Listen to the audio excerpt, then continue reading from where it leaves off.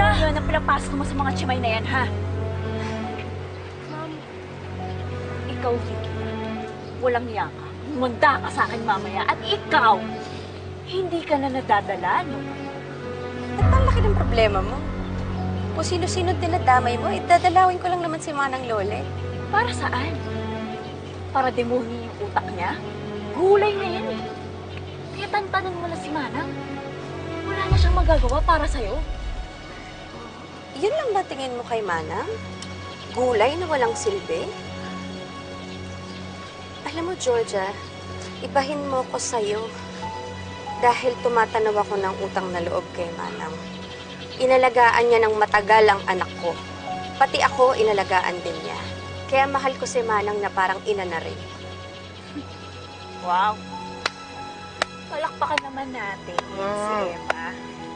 Sa dakilang pagmamahal niya sa isang chinimay. Kung sa bagay, ba't nga ba ako nagugulat?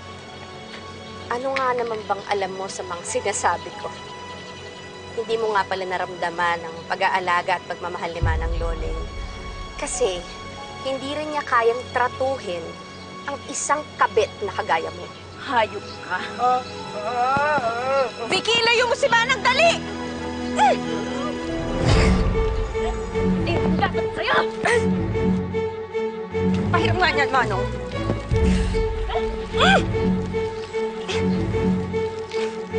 Ano ba? Unya na pagsabatot kayo pa! Ayan, ayan! Sampo! Ayan dapat sa'yo para mahugasan yung maitim mong budhi, maitim mong kaluluwa! Ano ba? Yaka!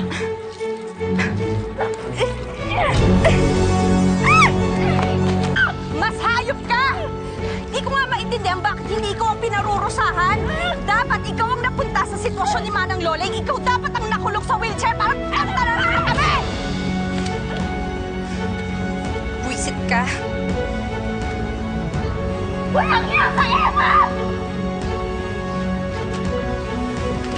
Walang yaka! Emma! Walang yaka talaga ng Emma yun!